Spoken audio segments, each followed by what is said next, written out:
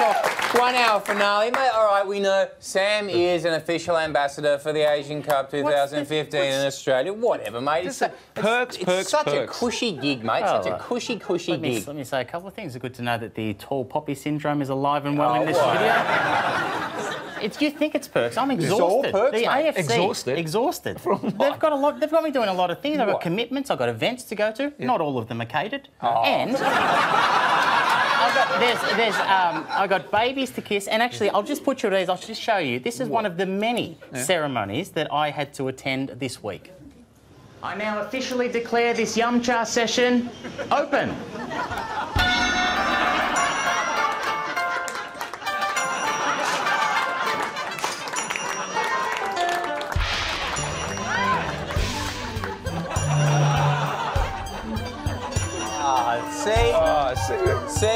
See that once again. What do you mean not catered? That's walked away with the bamboo stuff. That one was catered. See, once again, Sam, once again, nothing but perks, no real work done. Unbelievable. You're as bad as those fat cats at FIFA, you are. Unbelievable. I don't know what I have to do to convince you. I'll start by saying this. You know, anyone who knows me know that there's 3 important things in my life. What? Family, football, and infrastructure.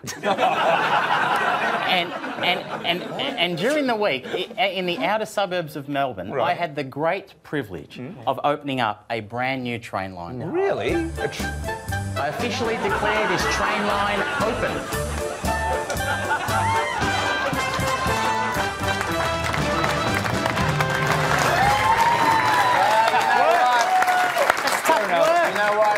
Not exactly a very fast train there. That's going to the airport, doesn't it?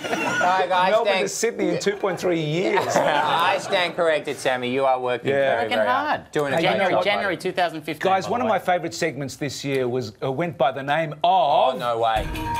Under the Microscope. Oh, yes. This week, Under the Microscope is Ernie Merrick. Last week we broke the story by showing this explosive footage of Merrick on the sideline drinking coffee out of 1 cup. Hold on to your hats because this week we can reveal Ernie's gone. Double cup. Wow. Amazing insights. And this week, on a special edition of Under the Microscope, we can reveal that Ernie Merrick has gone triple cup.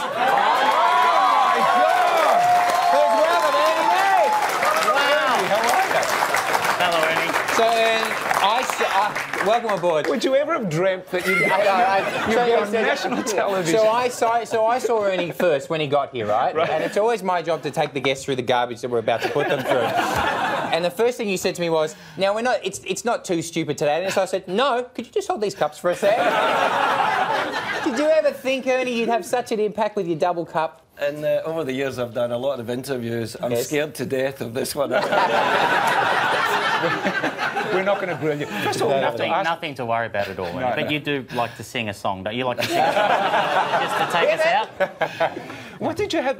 Are you a tea drinker or are you a coffee drinker? What do you have? It was coffee. The cup was too hot. I couldn't hold it. I was trying to take it out, so I put it in a second cup. Why am I explaining this? No. It's good insights. These are the questions no other show We're not surprised that you have coffee in there because you're so excitable on the bench. You go nuts. It calms me down. It calms you down. Now tell me, where do you live, by the way? Where are you living at the moment? I've got a couple of addresses. One in Melbourne and one in Wellington, Oriental Bay. I actually love. You love it. You're saying you were loving Wellington. It's very friendly people, great wine, and the people I'm working with are first class. And the team, look, the Phoenix are on the up, you have to say. You know, you said there was an interrupted pre-season, but the guy started coming good. I think I saw Hernandez make a tackle. That was bizarre. No, you never. Oh, no, I didn't. It must have been somebody else, I think it was presented to me after 17 interviews. It was a long process. 17 interviews? No, it was 3. I exaggerated. Oh, fair enough. But it was presented as a project. I think they liked the fact I had a background with the Victorian Institute of Sport plus Victory. So it's all about putting in place academies, a school of excellence, and building a team which eventually will be very predominantly New Zealand players. And they can still kick Solomon Island's ass. There's a lot of talent over there. There is. And the stability there, the opportunities we have, the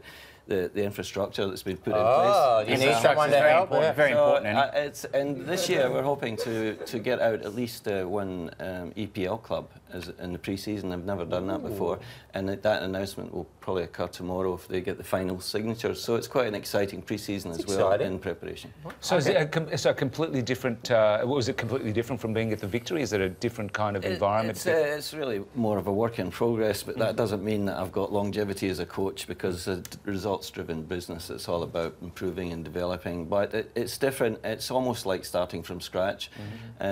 Ricky Herbert did a great job before me. It's just we've taken a different direction. We've got tremendous support, but it's.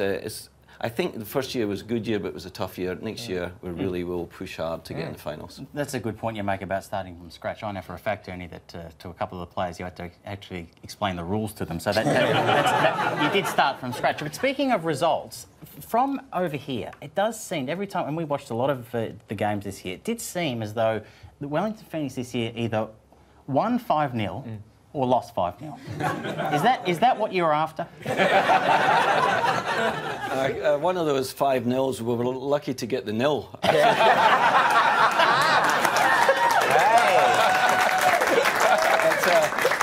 The football, I think you've got to take risks to play football. You've got to own the midfield. You've got to have a back four that's willing to get 2 players forward, and you've got to take your chances up front. So sometimes it'll work for you, some will work against you, but we always play fairly exciting football. We've just got to stabilise this back line stuff and not give away so much.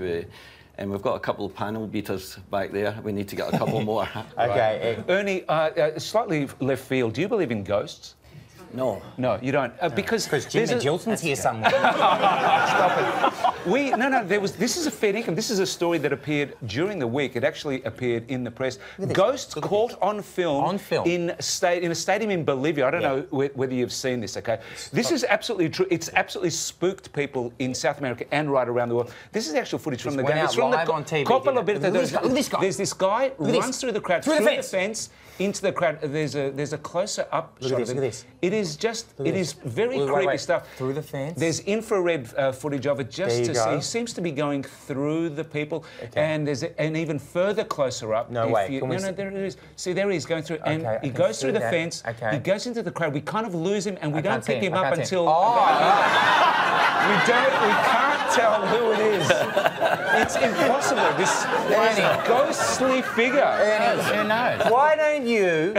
Hernandez cracks one in. You're about to win the game. Why don't you ever do the Gombau run up and down the pitch? I didn't see it, but I heard he did an almost Mourinho slide on his knees, and then he did a face plant. Face plant, yeah. I think sometimes by the media that's described as having character, and sometimes it's just he's an idiot. Okay, you want to be on that side. I think with me it'd be the latter. He got away with it. And have you always? Was this a concerted decision you made when you started managing that's how you were going to conduct yourself on the sidelines, or did something?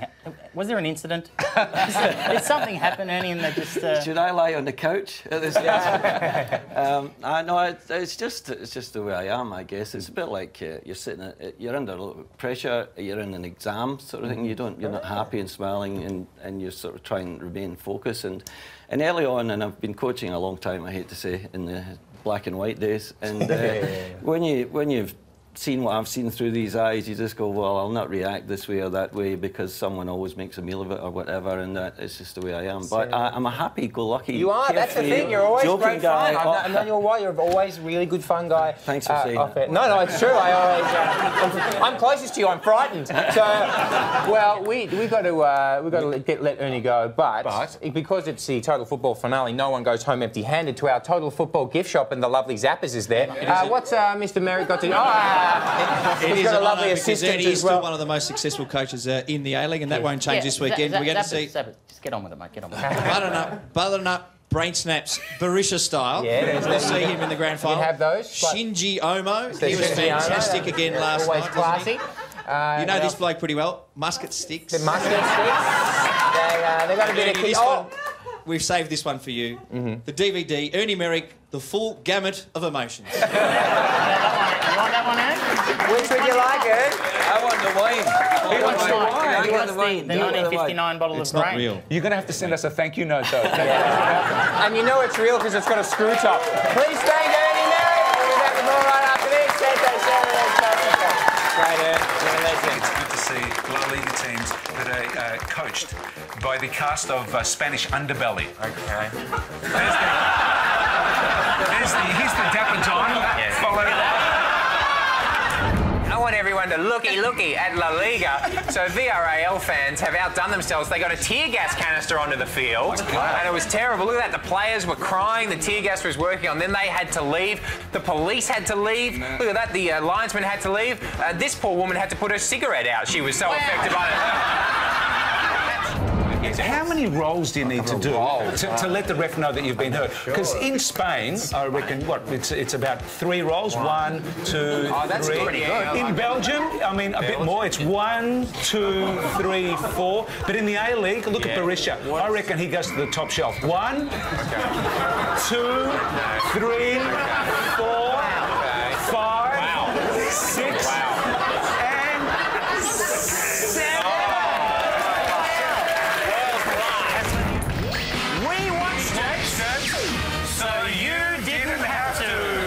It's going to be a fun night of football when the coverage starts like this. Some 18 months ago, bankrolled quietly. I watched the replay of Crawley Town versus Bristol Rovers. The first match, surprisingly, was 0-0. Wow. So they had to repeat it. That was the crowd figure. Okay, now... What was going on, Santa? Now, let's say it was poor conditions. There was water on the lens. There was a gale blowing, and this is the Bristol Rovers keeper clearing the ball out of his penalty area all the way back into his own penalty area. And you think that on these nights, the ball boys, it's a very, very special night. Look at the poor kid. He's just there, this night of nights. Isn't he having a fantastic time? The weather did not get any better. In the second half, Crawley keeper kicks out, goes into the stand. Nobody moves at all. The guy's trying to find it. Where's the ball boy? It's gone. The guy has to get the ball inside.